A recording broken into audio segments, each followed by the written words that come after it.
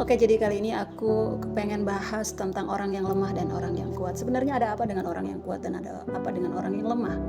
So, teman-teman jangan skip video ini. Yuk kita belajar sama-sama tentang firman Tuhan. Roma pasal 15 ini sedang berbicara tentang orang yang kuat dan orang yang lemah.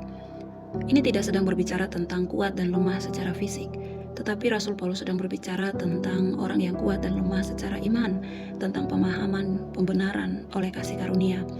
Ada beberapa kelompok yang memahami bahwa seseorang dibenarkan oleh karena usahanya, tetapi ada kelompok tertentu yang sudah memahami bahwa seseorang dibenarkan karena kasih karunia.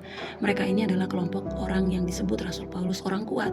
Maka orang-orang yang kuat ini bukan semakin melemahkan atau mengejek orang-orang yang masih lemah secara iman, tetapi mereka wajib menguatkan mereka yang lemah dan masih harus banyak belajar tentang Kristus dan seseorang yang dibenarkan oleh kasih karunia.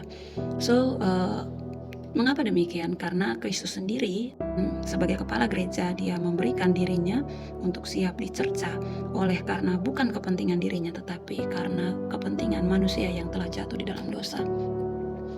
Perenungan aku secara pribadi bahwa gereja yang utuh, gereja yang kuat adalah gereja yang meneladani sang kepala gereja, yaitu Kristus, dengan melakukan kasih sebagai dasar fondasi di dalam gereja.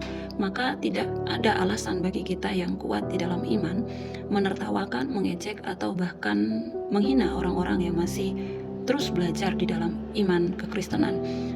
Justru kita mengambil peran untuk menguatkan mereka supaya terus maju.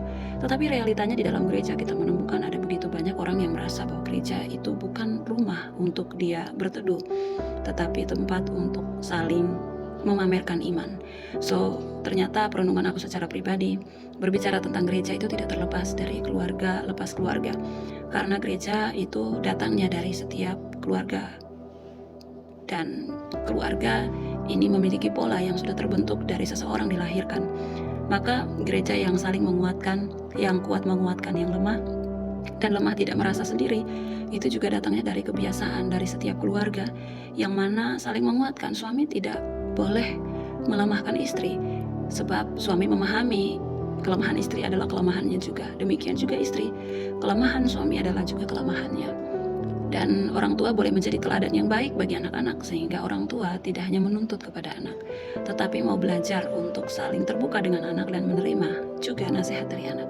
So, ini berarti di dalam sebuah keluarga maupun gereja tidak ada yang lebih powerful, tetapi semuanya saling melengkapi dan menguatkan.